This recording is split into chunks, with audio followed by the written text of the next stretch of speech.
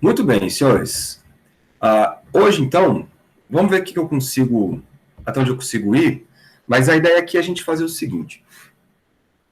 A gente falou da equação de Euler, a gente viu que a equação de Euler, ela é, na verdade, uma saída, né, de várias soluções que te dá a solução que te leva ao menor valor de um funcional, né, ou maior valor, enfim.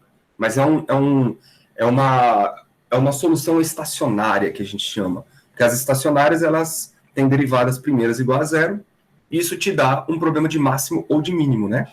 E aí na física acaba sendo mais um problema de mínimo do que de máximo, porque geralmente as coisas máximas são, você não tem um teto, né? Você, por exemplo, qual é a maior distância para você fazer um trajeto daquele? Não tem, cara. A maior distância é sempre. Você sempre pode escolher um caminho mais longo para chegar até um outro ponto. Então você sempre pode escolher um tempo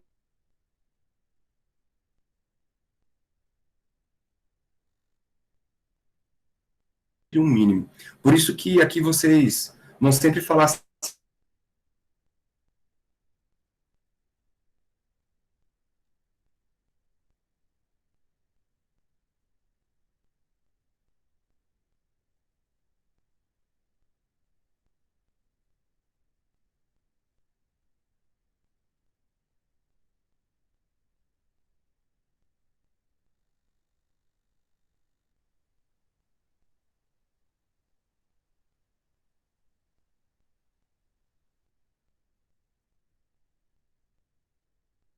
o Google Meet.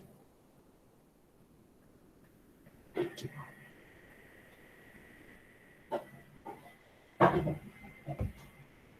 está acontecendo? Eu estou caindo?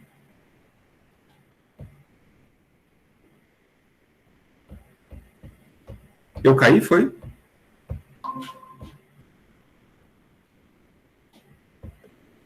De Maria.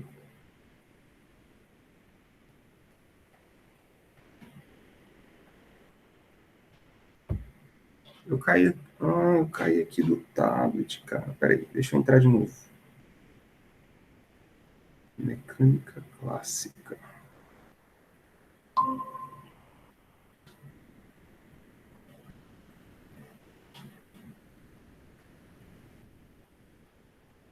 Pronto. Então tá, qualquer coisa vocês me dão um grito aí de novo, tá? Então, a ideia agora, a gente vai começar a entrar no mundo da física, só que antes da gente entrar no mundo da física, vocês lembram que na física, galera, você pode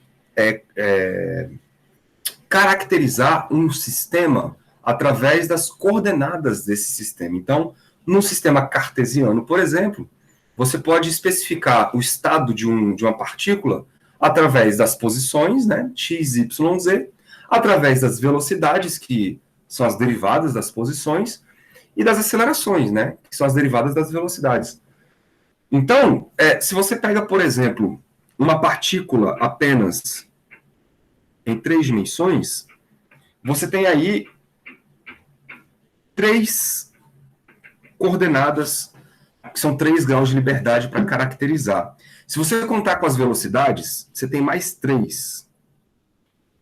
Então, uma partícula, você pode ter aí seis coordenadas, né, juntando velocidade com posição, que caracteriza um estado. Agora, tu imagina se você tem duas partículas. Então, você dobra esse número. Beleza? Então você tem aí várias variáveis que podem caracterizar o estado do seu sistema. Por isso que hoje, vamos dar uma olhadinha rapidinho, como que funciona a equação de Euler.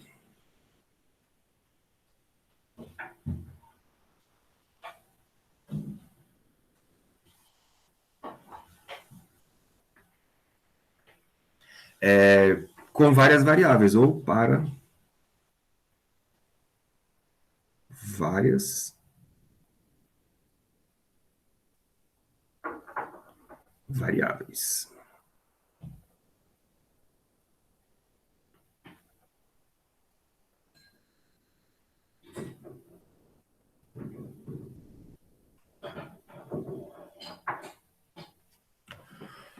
Muito bem, então vamos pegar um funcional aí de várias variáveis. Eu vou escrever da seguinte maneira, ó. Para um funcional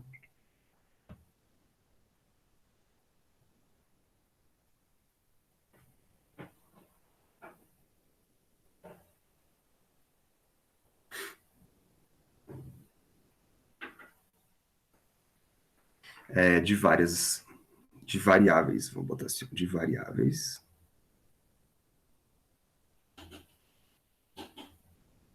Dada a seguinte maneira, eu vou chamar então meu funcional de S. Isso é uma integração. Percebam que, apesar de ter várias variáveis, você está integrando no parâmetro, né? Aqui, por exemplo, é o parâmetro x, de x1 até x2. Né? Aí você vai ter aqui uma função agora, galera, de muitas variáveis.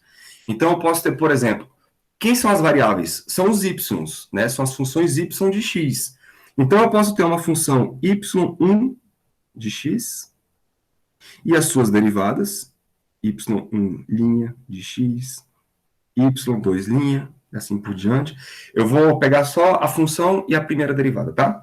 Eu posso ter uma função y2 de x e a sua derivada, y2' de x, e assim por diante, y3, y4, então várias funções aqui dentro, né, e o meu parâmetro. Eu estou integrando isso em x. Beleza? Isso é um funcional de várias variáveis. Só que eu posso escrever isso de uma maneira um pouco mais compacta.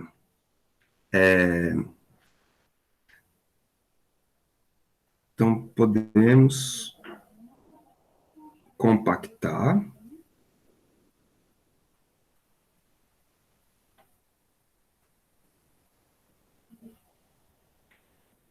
na forma.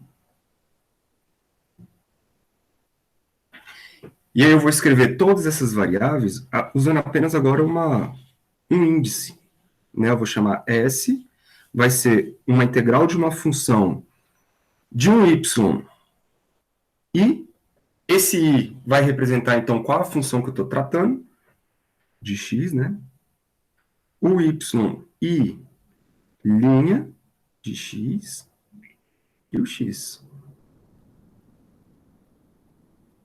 Onde esse i, ele vai ser qualquer número natural. 1, 2, 3, 4, 5, até a última variável. Né? Vamos botar aqui que você tem n variáveis, por exemplo. Então, se você olhar agora para o nosso problema, lembra que o problema do cálculo variacional é encontrar a função que minimiza o funcional. Só que agora eu não tenho uma função y de x, eu tenho várias funções y de x. Então eu tenho que encontrar todas as funções y1, y2, y3, y4, todas elas que deixam este funcional estacionário. Beleza? Então agora o problema...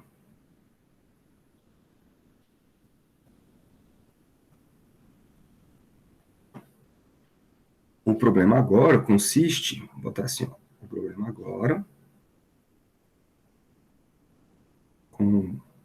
consiste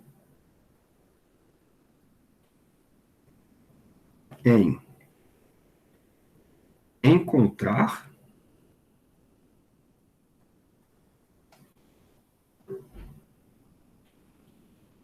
encontrar as funções e não uma função.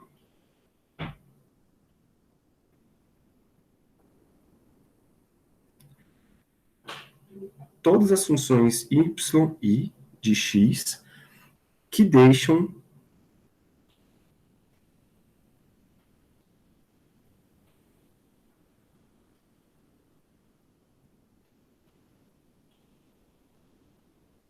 o funcional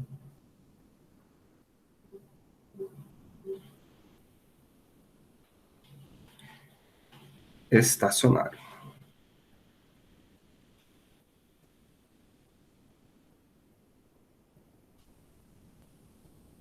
Beleza? Ou seja, que minimize, né, esses caras. Então, a gente pode seguir os mesmos passos que nós fizemos lá para uma variável só, fazer lá as variações, né, escolher funções que fujam da solução principal e depois tomar a derivada. É a mesma coisa. Então, eu vou escrever assim, ó, analogamente,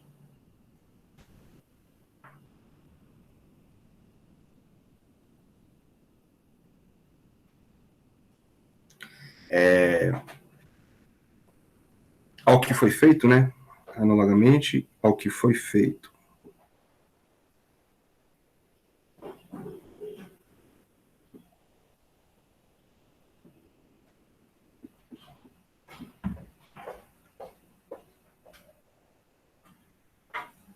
Para uma variável,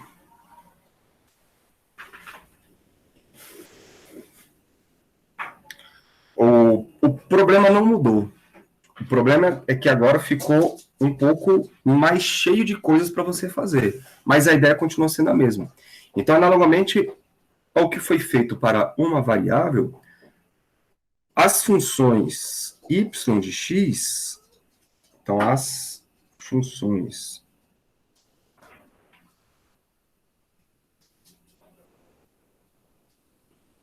eu vou deixar escrito tudo assim, que depois quando vocês forem ver vai fazendo mais sentido. Y de x, aí eu tenho os yi, né, que é o y1, y2, e assim por diante. Essas funções, elas são as minhas soluções. Então, as funções y de x são soluções. Opa.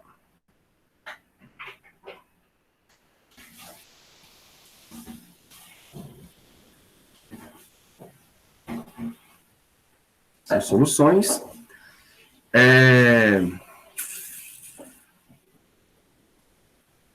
De forma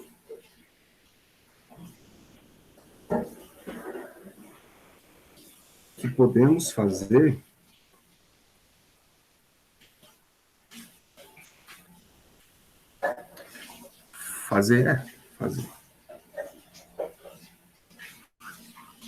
pequenas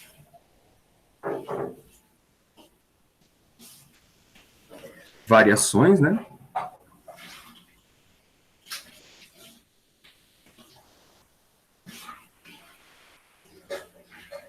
Em torno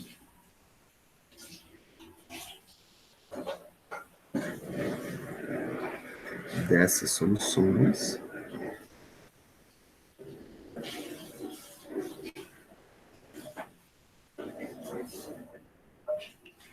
Então, dessas soluções, de modo que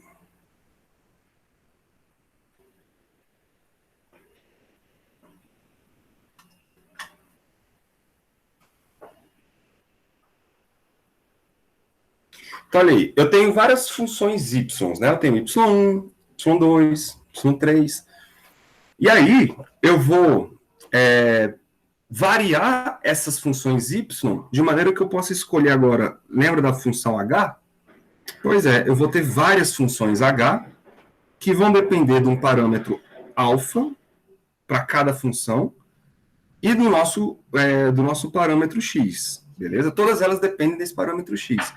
E essa função h, ela vai ser quem? Vai ser a nossa solução yi, só que esse yi, claro, como é solução, ela é tomada quando o alfa é zero, então o alfa é zero, a variável x. Essa aqui é a minha solução, tá? E aí eu estou tomando variações em torno dessa solução, então eu vou escrever aqui mais um alfa, pequenininho, alfa i, né, vezes a função erro, que é o eta de x.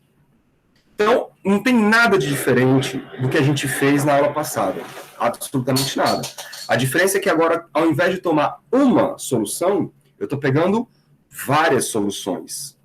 Beleza? Então, eu vou ter aí o H1, onde ele vai ter um alfa 1. Eu vou ter o H2, onde vai ter um alfa 2. Beleza? E assim por diante. Dessa forma, galera,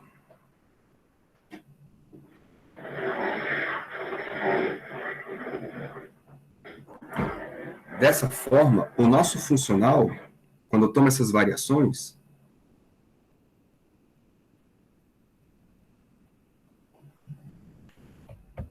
vai ficar escrito assim, né? S, agora esse S, ele vai depender desse H de X, ok? E ele vai ser a integral dessa função.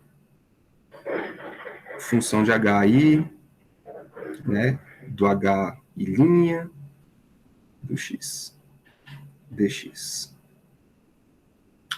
Belezinha? E aí esse funcional, ele é estacionário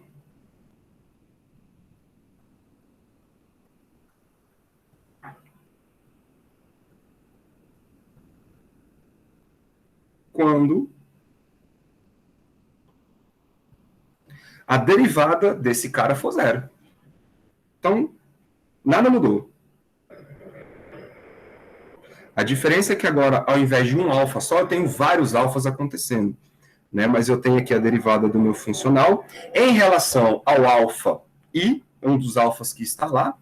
Isto, então, vai ser tomado, quando eu tomar isso, quando esse alfa i for zero, e aí eu tenho a solução do meu problema, isso vai ter que dar zero. Beleza? Então, o que você vai fazer, na verdade? Se você tiver uma função de 3 variáveis, então vamos supor que você tem lá um f de y1, y2, y3.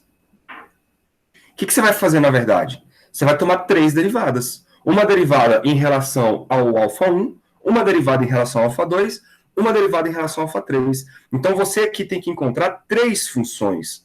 Então, você vai ter 3 equações de Euler. Uma equação para a primeira coordenada, uma equação para a segunda e uma equação para a terceira. Beleza? É isso que está acontecendo. Então, na verdade, o que nós estamos fazendo não é nem uma mudança do problema. É o mesmo problema, só que escrito para mais variáveis. Beleza? E quando você toma essa derivada, isso vai nos levar ao seguinte. O que nos leva a... Lembrem, quando você vai tomar essa derivada aqui, ó, ds de alfa,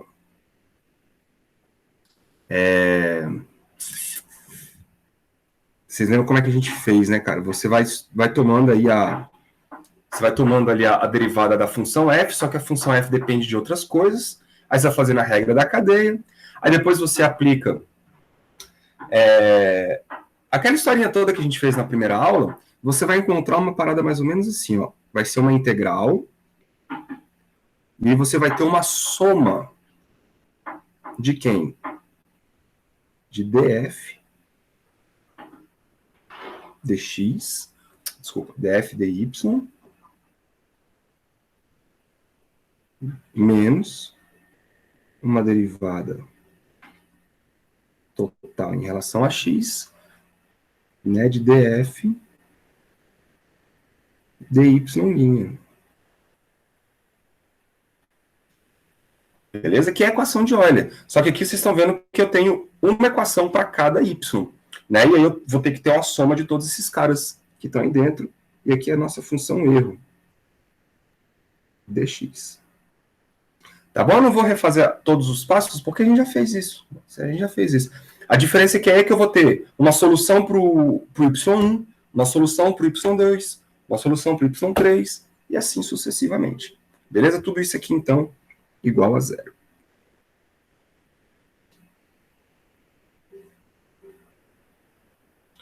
Maravilha. Isso quer dizer, então, galera, que esse parêntese aí tem que zerar, né? Para essa integral toda dar zero, esse parênteses aqui, ó, ele tem que zerar.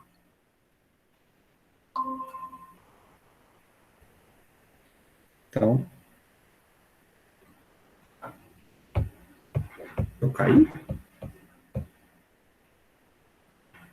Tá rolando aí, né? Vocês estão vendo, né? Fez um barulho aqui, eu achei que eu tinha caído. Tá rolando, beleza. Então, assim... Vou botar.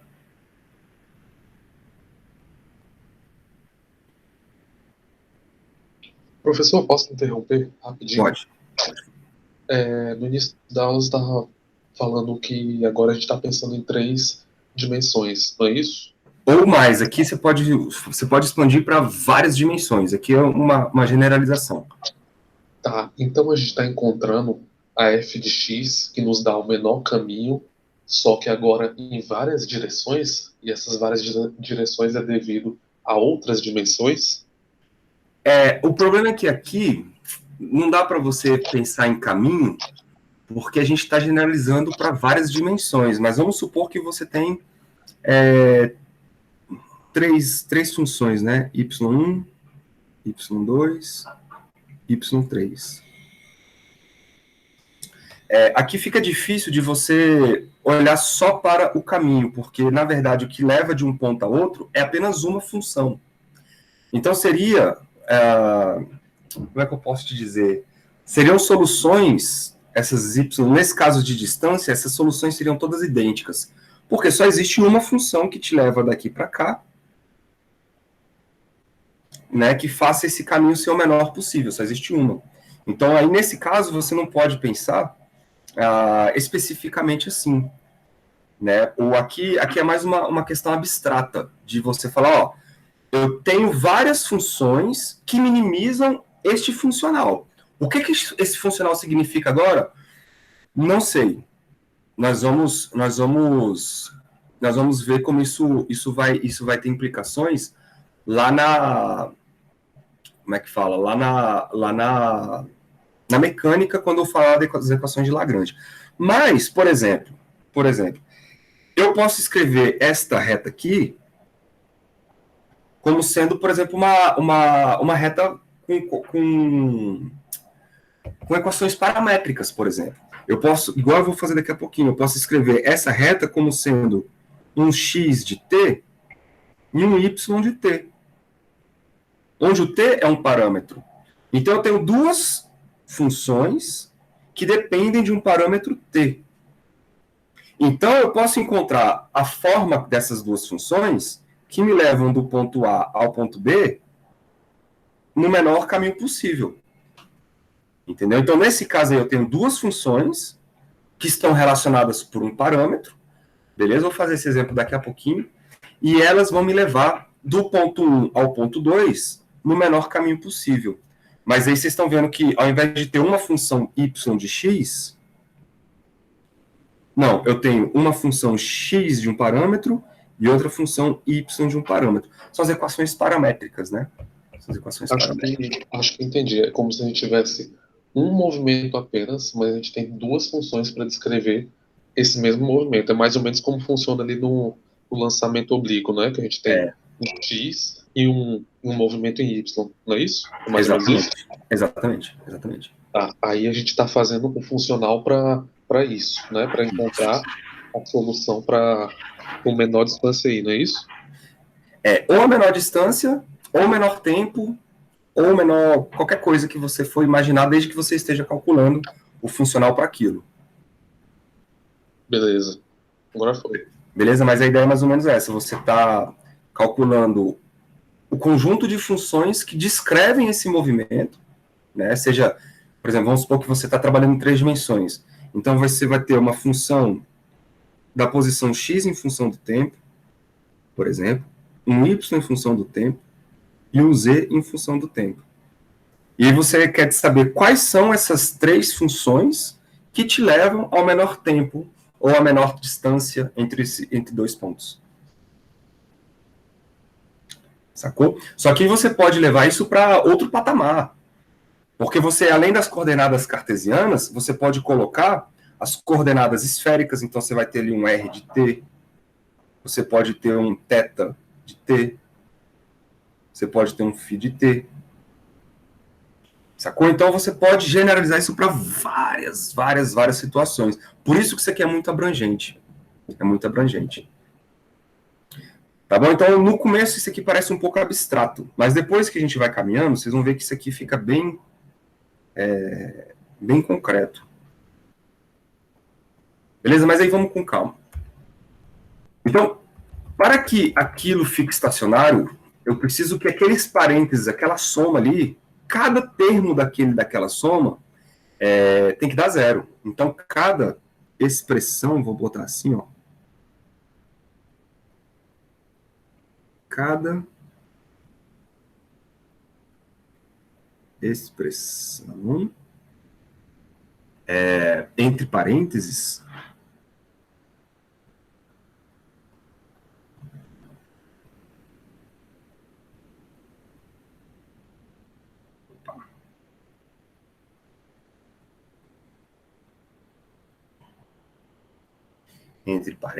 deve satisfazer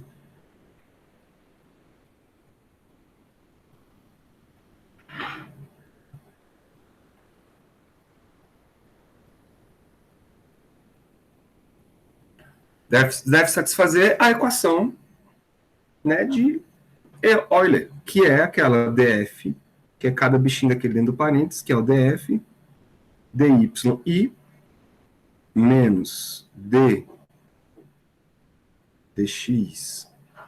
df, dy' igual a zero. A diferença é que aqui você vai ter uma equação para cada i, né? Porque agora o i ele vai correr de 1 até o último n. Então, nesse caso aqui, você pode estar tratando com n dimensões. Pouco importa o que significa essas n dimensões, mas matematicamente você tem n funções, n equações de Euler para você resolver. Então, vou fazer o exemplo aqui,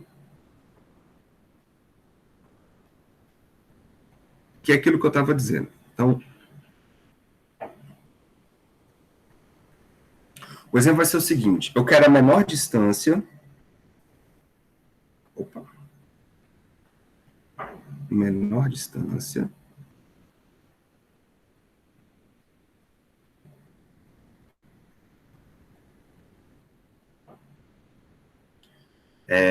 entre dois pontos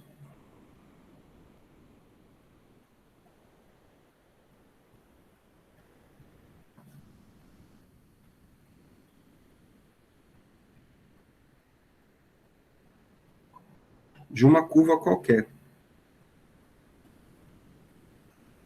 De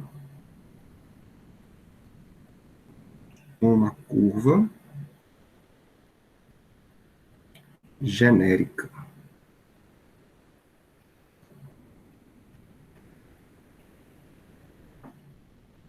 Então tá, deixa eu pegar aqui dois eixos. Vou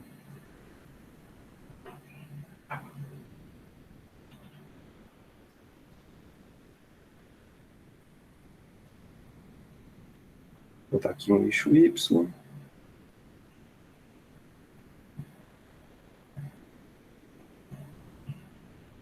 Um eixo X.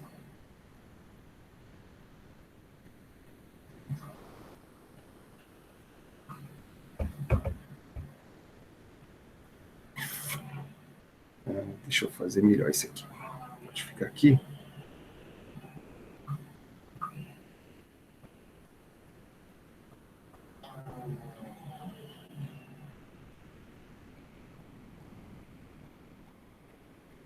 Ó. Então eu tenho aqui ó, um eixo Y, eu tenho aqui um eixo X, e eu tenho uma curva qualquer, cara. Qualquer que seja esse formato dessa curva, por exemplo, sei lá, uma curva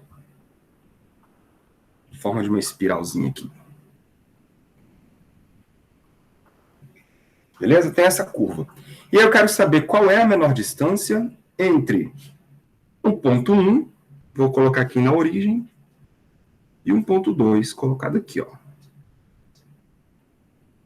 Nós sabemos que a menor distância é uma reta. Mas isso vai ter que sair como a solução das equações de Euler. Porque agora o que eu posso escrever? Ó? Eu tenho que o meu x ele varia de acordo com um parâmetro. Eu vou chamar um x de t. Ó, ele não aparece no gráfico, mas eu posso descrever o x através de um parâmetro.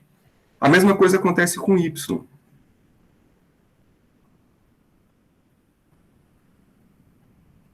A mesma coisa acontece com y. É a mesma historinha, o Marco, igual você estava falando, do movimento oblíquo, né? Lá no movimento oblíquo, você tem uma função por exemplo, um y e um x, que vai te dar uma equação do segundo grau, mas você tem o y e o x dependendo de outro parâmetro, que é o tempo também. Né? E o tempo, ele não aparece aí nessa equação, nesse gráfico. Ele aparece quando você toma, por exemplo, um y de t, né, e um x de t. Então, o tempo é um parâmetro que faz o y e o x variarem. Mas aí eu consigo escrever o y em função de x. E aí eu vou ter uma parábola. Mas eles variam sobre um determinado parâmetro, que no caso vai ser o tempo. Aqui é a mesma coisa. Imagina que vocês têm o x e o y variando de acordo com o parâmetro, que eu estou chamando de t, beleza?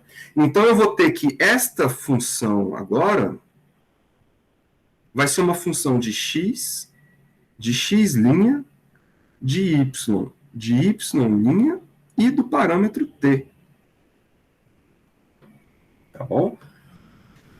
Bom, qual é o lance? Eu quero a menor distância. Se eu quero a menor distância, a gente começa calculando, então, a ideia do ds, igual a gente fez nas aulas passadas. O ds, ele é a raiz quadrada de dx ao quadrado, mais o dy ao quadrado, beleza? De maneira que a distância total, vou chamar de distância d, é a soma de todo o caminho. Então, vai ser a integral de ds.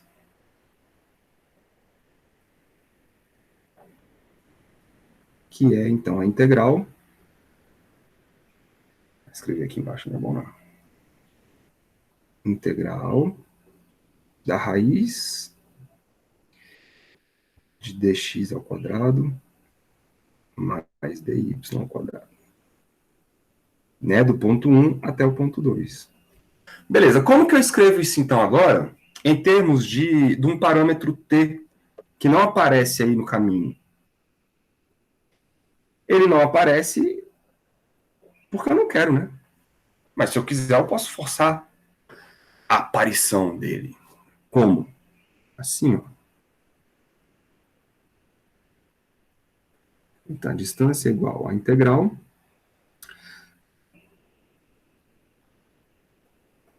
Se eu colocar fatorado uma coisa que não estava lá, a gente pode escrever isso aqui assim, ó.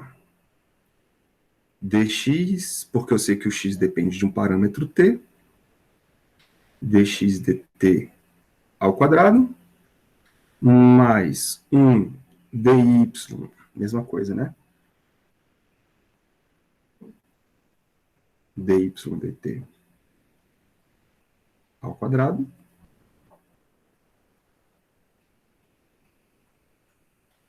Legal?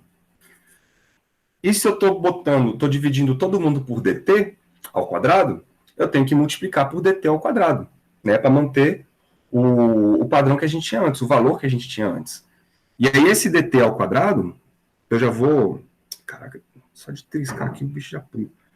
Esse dt ao quadrado, eu já posso colocar ele aqui para fora da raiz, ó.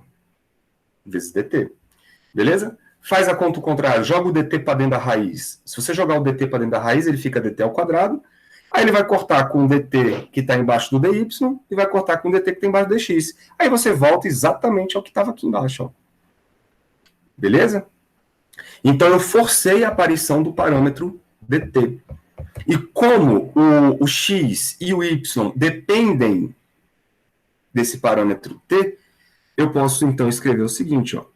D é igual à integral da raiz de quem? Quem é dx dt? É o x'. E quem é o dy dt? É o y'. Os dois estão ao quadrado.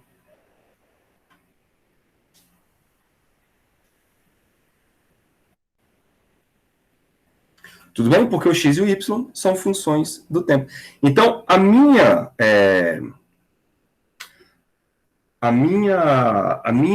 função que está dentro do funcional é essa aqui, ó. E essa função, ela é uma função de x' de t e do y' de t. Então, é uma função de quantas variáveis? Duas variáveis. Uma x' e outra y'. Então, o que eu preciso? Eu preciso das equações de Euler, uma equação para cada.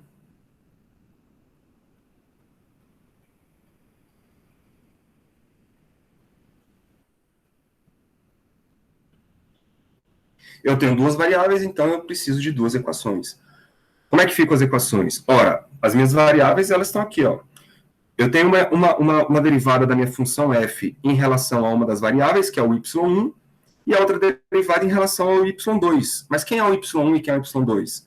É o x e o y. Tá? É como se o y1 fosse o y1 fosse o x e o y2 fosse o próprio y. Tá bom? E o x é o parâmetro. Nesse caso, quem é o parâmetro? É o tempo. É o t, né? Eu chamo de tempo, mas é o t. Então ficaria uma coisa assim, ó. df dx, beleza? Que é uma das variáveis, menos a derivada total em relação ao parâmetro, que é o t, belezinha?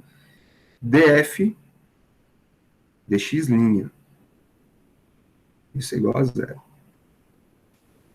A outra é em relação à segunda variável. A segunda variável é df dy, é como se fosse o y2, menos d dt, porque todo mundo depende do mesmo parâmetro, df dy'. Tudo isso igual a zero. Pronto. Estas duas equações são só duas, por quê? Porque são apenas duas variáveis. Se eu tivesse mais um z aí, em 3 dimensões, eu teria 3 equações. Uma para o y, uma para o x e uma para o z. Mas como eu estou apenas em 2 dimensões, está aí. Beleza? E já dá para ver o seguinte, a minha função f, ela não depende nem do x e nem do y. Não depende nem do x nem do y. Isso quer dizer que a derivada do f em relação a x é igual à derivada do f em relação ao y, que é igual a zero, né? Por quê? Porque o f só depende do x' e do y', explicitamente. Não depende nem do x nem do y, explicitamente. Beleza? Então, o que eu vou fazer? Eu vou jogar esse termo aqui fora, esse cara aqui é zero, e vou jogar esse termo aqui fora, esse cara aqui é zero. Então, eu vou ter apenas duas equações para resolver, só com o segundo termo. Então, eu vou colocá-las ali, ó. Vai ficar d dt de df dx, né? df dx igual a zero. E a outra é d dt de df dy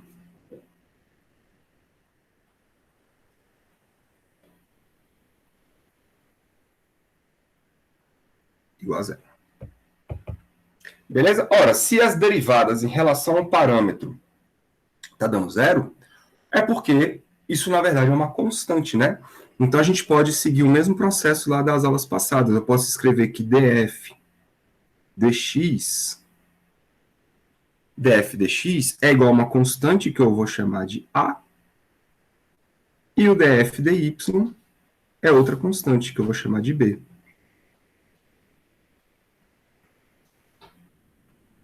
Olha que beleza. Belezinha? Bom, o que a gente pode fazer agora? Como aqui é o y', né, que é x', aqui é y'. Como essa minha função depende só do x' e do y', então essas derivadas parciais, elas podem ser escritas como derivadas totais. E aí pensa, galera, em dividir essas duas equações. Se eu dividir essas duas equações, já vou tomar aqui derivadas totais, tá? Então fica df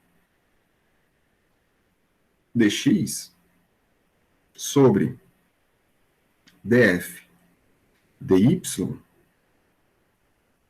Isso tudo tem que ser igual a A dividido por B, não é isso? Olha lá, dx', dy'. Estou dividindo as duas quantidades aí.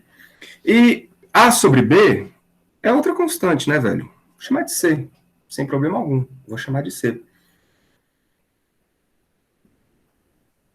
Tudo bem?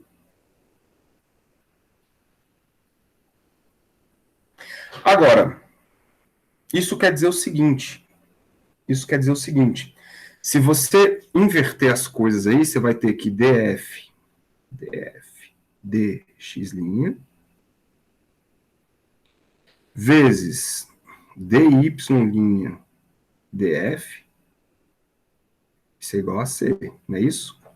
É o produto do primeiro pelo inverso do segundo. Aí esses df's aqui, ó, essas duas quantidades df, df's, dá 1. Né? Então, no final das contas, o que você tem dy' d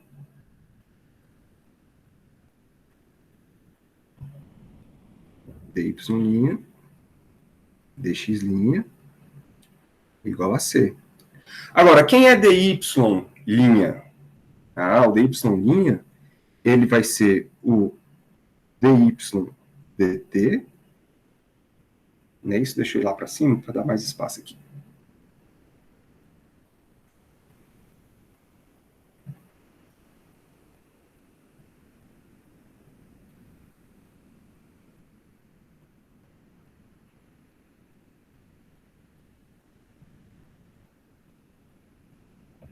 Não é isso?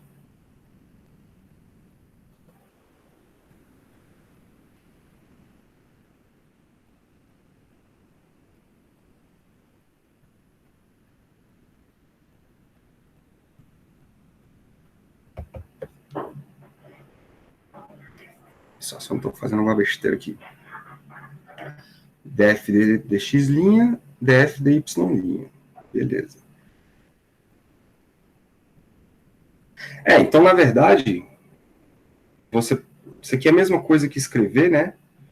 Se eu estou dy' dx', a gente pode escrever isso como sendo apenas o x', né? Vou botar assim, ó. Isso aqui é a mesma coisa que escrever o y' sobre o x'. Isso é igual a c.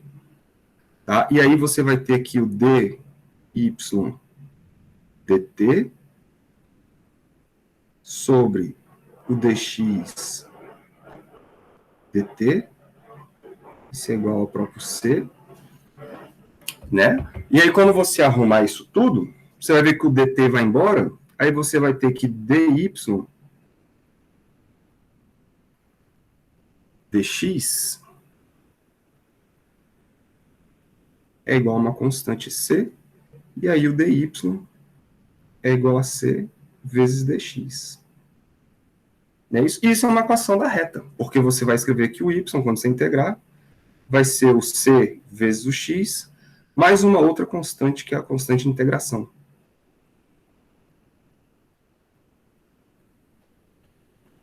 Né? Ou, eu acho que eu inverti as constantes aqui, mas enfim.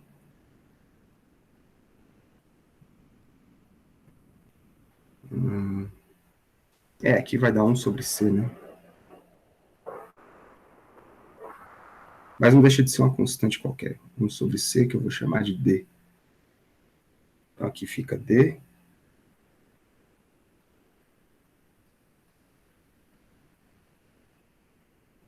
Mais uma constante e.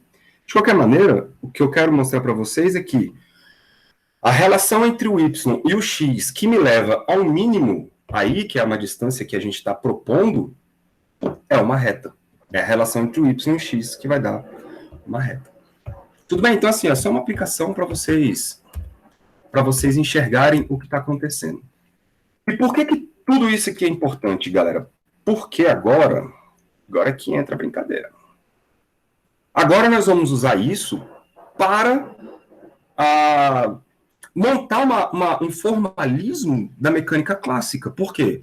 Porque quando eu faço uma definição desse funcional através de uma quantidade física, eu consigo montar toda uma mecânica em volta disso. Tá? E isto é conhecido como as equações do senhor Lagrange. Então vamos agora com calma.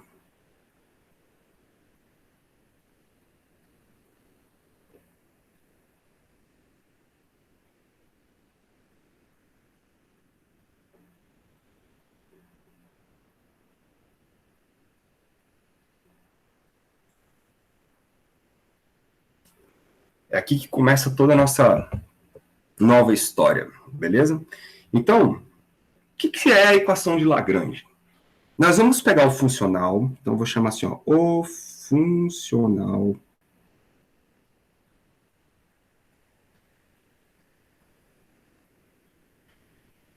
S de y,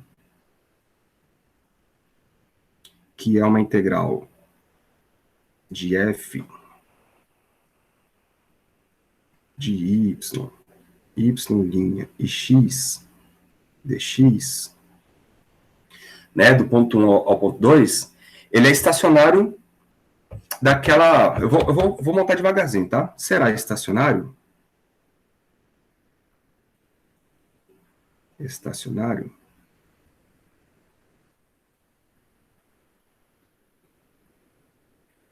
quando a gente ter a equação, a gente vai ter a equação de Euler, né? Então, df dy menos d dx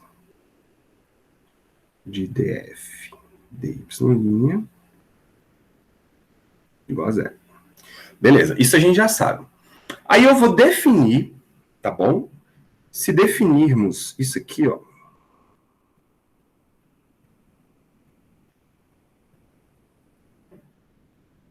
se a gente definir uma função, eu vou chamar de uma função L.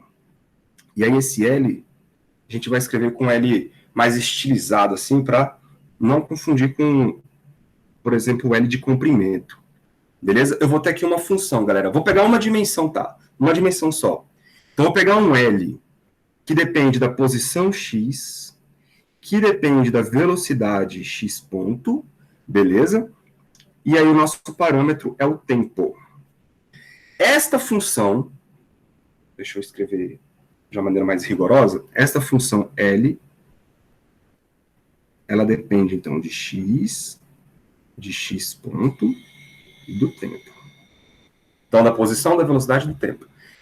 Vou definir, depois vocês vão entender por que eu vou definir assim, tá? É a subtração da energia cinética menos a energia potencial de um problema. Essa função é conhecida como lagrangiana, beleza? Isto em uma dimensão, por que a gente tem essas dependências? Porque em uma dimensão,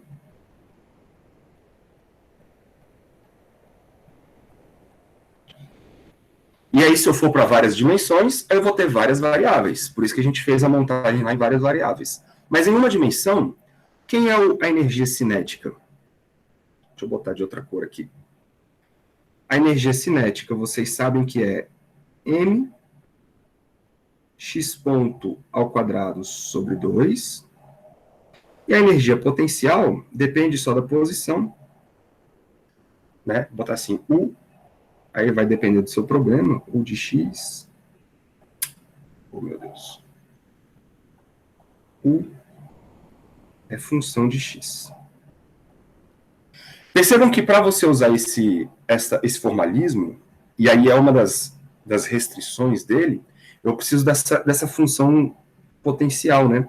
E essa função potencial, vocês lembram, galera, que ela só é definida para sistemas conservativos.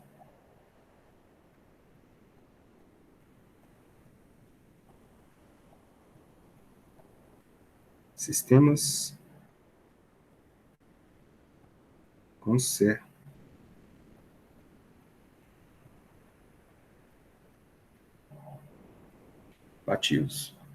Beleza? Isso é uma das restrições. Então, por exemplo, fazer esse formalismo com sistemas dissipativos não é tão trivial. Ele vai ser mais trivial quando a gente usar sistemas conservativos do tipo esses aqui. Tá? Então, o que eu estou fazendo? Eu estou pegando uma função, eu estou falando, olha, eu vou definir uma função L que depende da posição e da velocidade, de maneira que eu tenho a energia cinética menos a energia potencial. Esta quantidade, energia cinética menos energia potencial, vai ser chamado de função lagrangiana do sistema. Fazendo essa definição, a gente vai ter um novo funcional.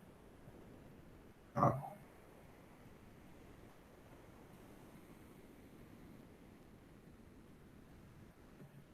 Então, fazendo essas definições, nós vamos ter o seguinte. Temos agora um S, que é a integral, beleza? De uma lagrangiana, que eu defini como L, que depende de x ponto e depende de t. Então, a lagrangiana agora, ela é a função que está dentro do meu funcional. E eu estou integrando em t, que é o meu parâmetro, e esse t aqui vai ser o tempo. Então, estou integrando entre os tempos 1 e 2. Ok? Se a gente definir isso, galera,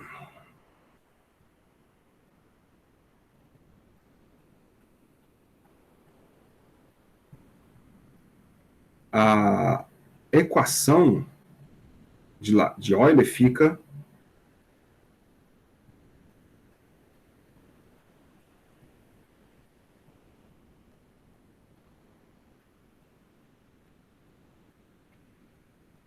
olha aí. Nós temos agora a derivada em relação à função, que é a lagrangiana. Então, vou até trocar de cor aqui, ó. Ela fica dl, opa.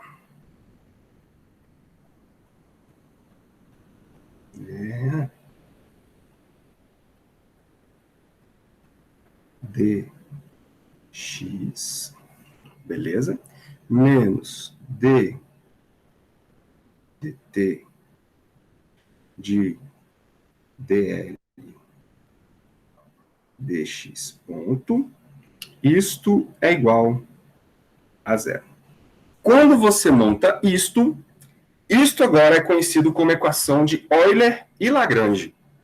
Tá bom? Quando você faz com a lagrangiana, aí essa equação agora passa a ser conhecida como equação de Euler-Lagrange ou simplesmente equação de Lagrange. Beleza? A outra lá, quando era generalizada, era só equação de Euler. Agora não, agora vira equação de Euler e Lagrange juntos. Agora, por que isso é importante? E por que isto nos leva a um novo formalismo? Porque olha que genial isso aqui, galera. Dessa forma, a equação de Euler fica pá, o que nos leva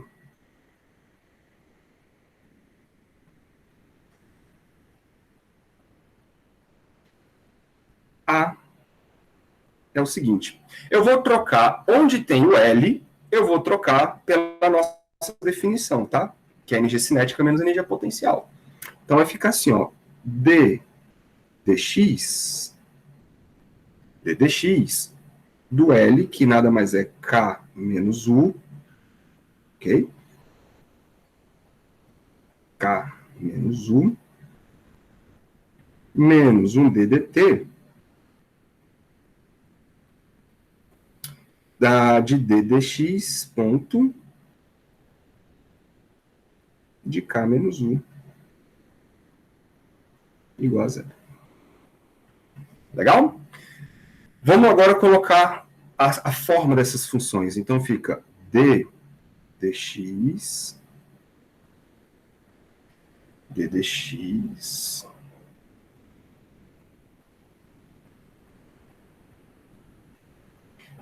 de mx ponto ao quadrado sobre 2, não é isso? Menos 1u de x. Então, quem vai definir o sistema é a energia potencial, beleza? Menos aqui, ó, ddt. De quem? De 1 dx ponto. De mx ponto ao quadrado sobre 2, menos u de x. Tudo isso igual a zero. Bom, a derivada parcial, quando ela bater dentro desse parêntese aí, em relação a x, ela vai olhar para o x ponto e vai zerar, porque o x ponto é uma variável e eu estou derivando em relação a x. Então, aqui vai apenas pegar lá na função da energia potencial, fica menos dx de u de x. Ok? Agora, aqui vai ser o contrário. Aqui eu vou ter um DDT de uma quantidade que vai apenas agora derivar em relação a x ponto. Então vai cair o 2 e eu vou ter aqui um DDT de m x ponto. Beleza? Então, vou botar assim, ó. M x ponto. Beleza? Quando a derivada parcial em relação a x ponto bater lá no u, vai zerar. Então, tudo isso igual a zero. Eu não sei se vocês já enxergaram o que está acontecendo aqui, né? Mas o que é a derivada DDT de x ponto? É o x dois pontos. Então, eu vou fazer assim, ó. Menos d dx ponto, não, ddx de u de x é igual, vou passar para o lado de lá, tá? Então, vai ter uma derivada ddt de m x ponto. Que é isso aqui, né? Mx dois pontos. Vocês conseguem enxergar o que é isso, galera? O que são essas quantidades? O que é mx dois pontos?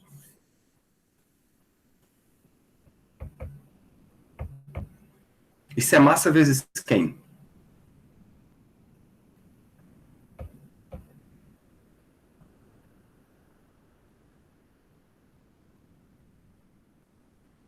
Aceleração. Então, vocês estão vendo que eu tenho massa vezes aceleração, e massa vezes aceleração é a segunda lei de Newton. E o lado esquerdo, eu tenho uma derivada em relação a x de uma função da energia potencial. E isto é definido como a força do sistema. Então, o que está acontecendo aqui, galera, nada mais é do que a própria equação, que é a segunda lei de Newton. Porque a segunda lei de Newton, ela diz exatamente o seguinte, ó. A força, que é o negativo da derivada da energia potencial, nada mais é do que a derivada em relação ao tempo do momento. Então,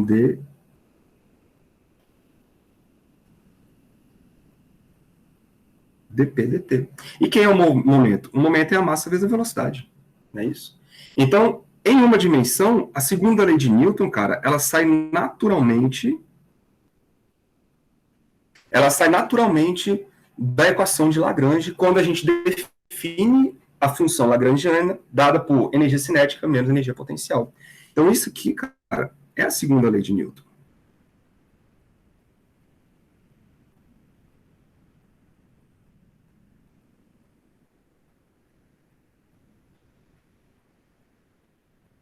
Ou seja, em outras palavras,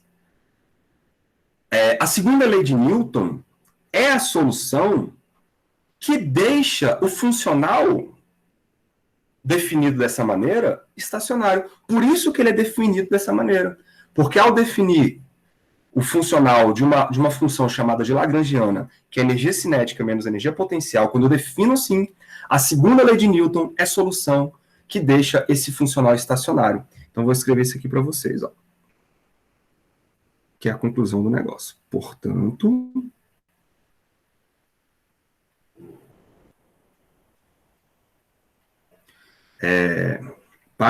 importante frisar, tá, galera? Para um sistema conservativo,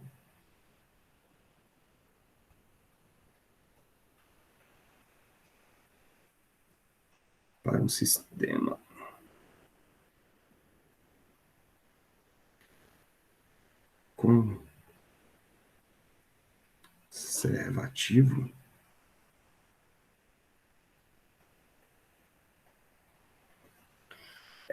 a segunda lei de Newton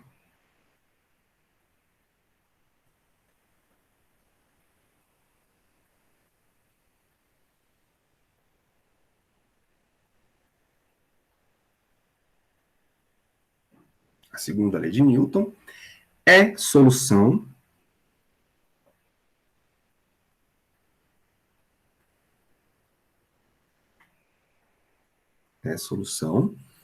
que deixa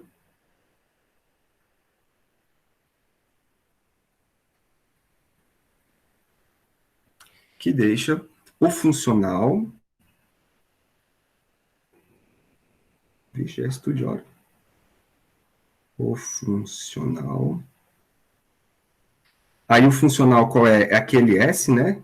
Que eu posso chamar assim, S.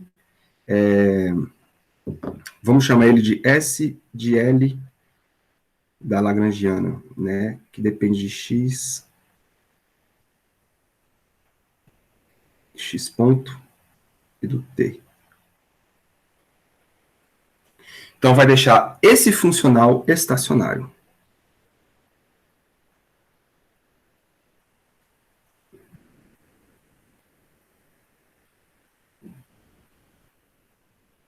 Então, por que ele é construído assim? Ele é construído assim porque ele me leva às leis de Newton. E as leis de Newton deixam esse funcional estacionário. E daí nós temos um nome especial para tudo isso.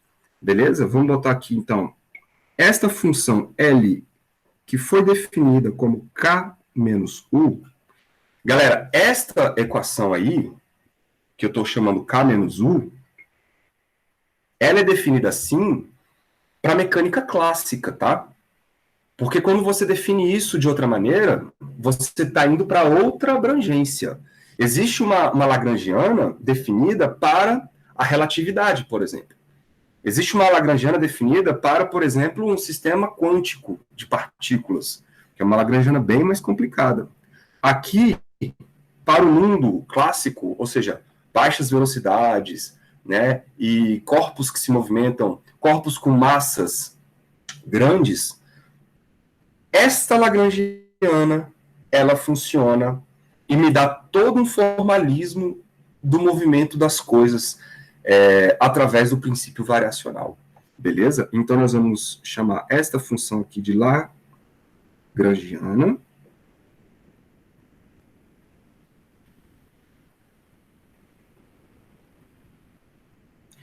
Essa vai ser a Lagrangiana. E o nosso funcional S, que eu vou chamar agora de S, que depende dessa Lagrangiana, que nada mais é do que a integral, né? A integral entre dois tempos, T1 e T2, de quem? De L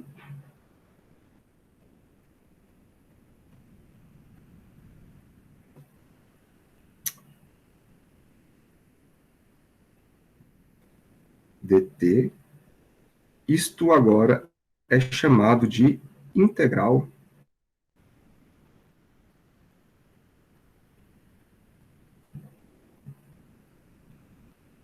de ação. Beleza? Então, essa integral desta quantidade que eu chamei de Lagrangiana é um funcional e daqui para frente vai ser chamado como integral de ação. Integral de ação. Beleza, galera?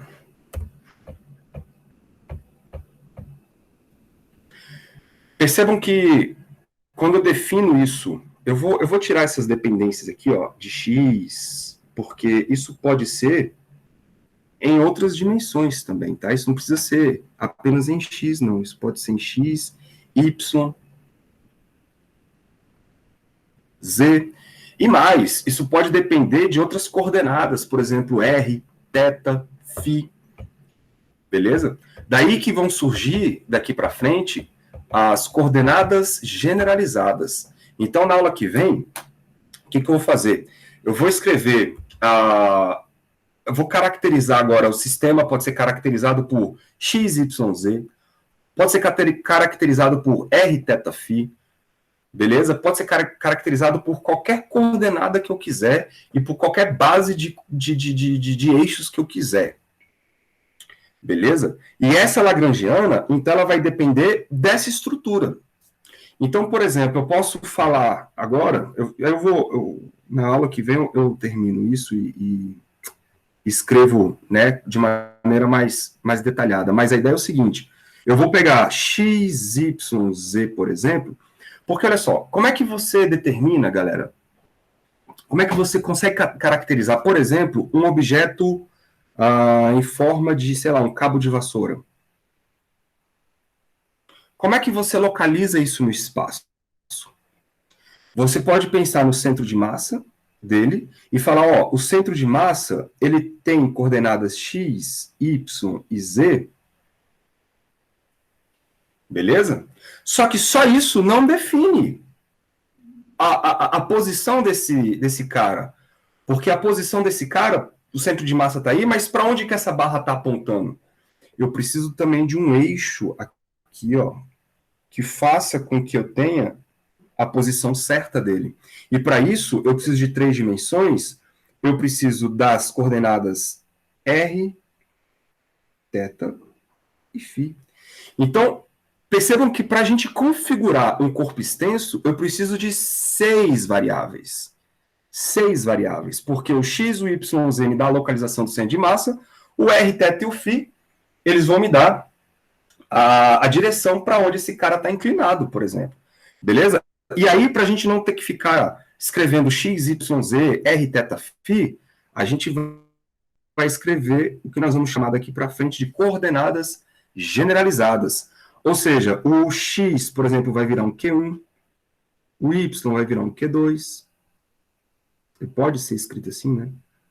Q3, aí eu posso ter o Q4 para o R, o Q5 para o θ, né? O Q6 para o φ.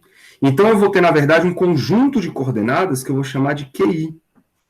E esse conjunto de coordenadas são as minhas coordenadas generalizadas. E aí eu vou ter, galera, uma equação de Lagrange para cada uma delas. Porque agora a minha lagrangiana, ela vai depender de quem? Do x, do y, do z, do r, do θ, do φ. Beleza? Ou seja, vai depender dos QIs, que são as minhas posições generalizadas, as coordenadas generalizadas. E essas coordenadas generalizadas, elas vão ter suas derivadas. Não é isso? E quando elas têm as suas derivadas, eu tenho velocidades. Então, eu vou ter o x ponto, y ponto, z ponto. Eu vou ter o r ponto, θ ponto, φ ponto. Tudo bem? E aí, então, eu vou ter aqui, ó, Q, I ponto e o tempo. Então, eu vou ter a equação de Lagrange para cada uma dessas coordenadas. Então, só para adiantar mais ou menos o que nós vamos fazer na próxima aula, nós vamos ter aqui um DL dQi ponto, ou DL dQi, menos um DL dQi ponto, então DDT aqui, né?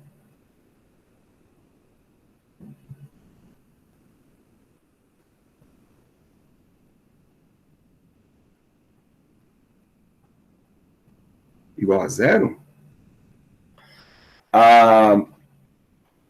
E isso quer dizer, então, que eu tenho uma equação para cada variável. Por exemplo, eu quero descobrir o x. Então, isso aqui vai ser o DL dx, em coordenada cartesiana.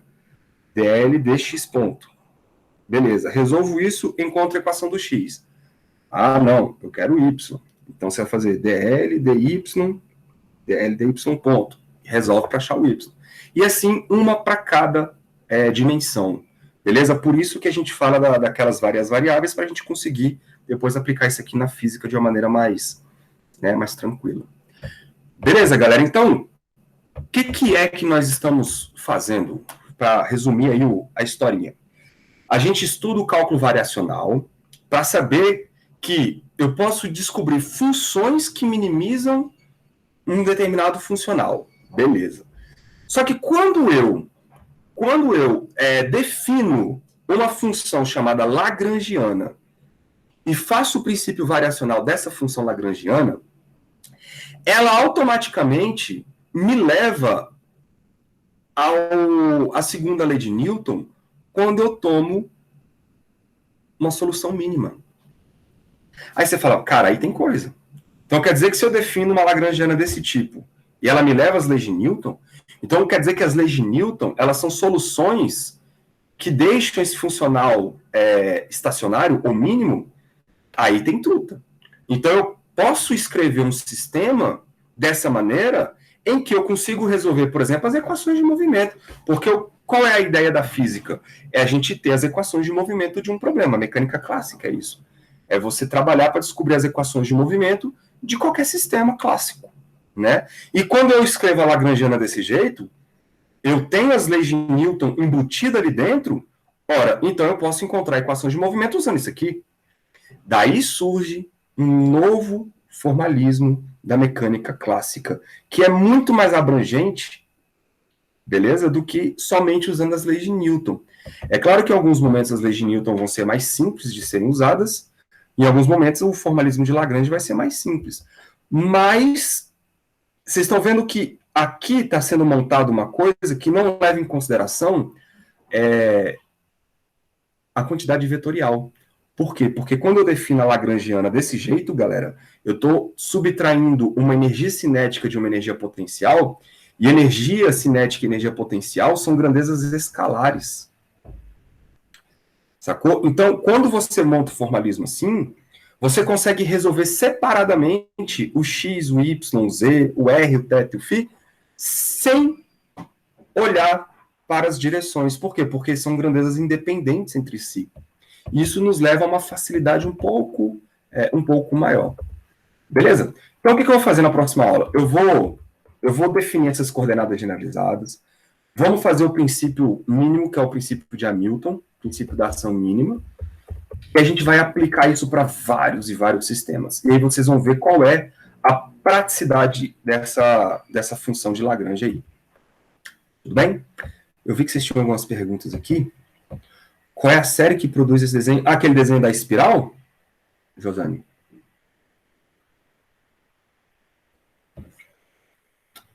Eu acho que ali é que era aquele negócio da razão áurea, não é? Não sei. Mas esse negócio de geometria sagrada, toda geometria para mim é sagrada. Não existe uma mais sagrada que a outra, não. Todas elas são sagradas. Tem um contexto histórico, né, por trás disso. A ideia da razão áurea com relação às proporções, né, que dá uma sensação de harmonia, né, tem uma brincadeira dessa aí. Foi, Da Vinci brincou muito.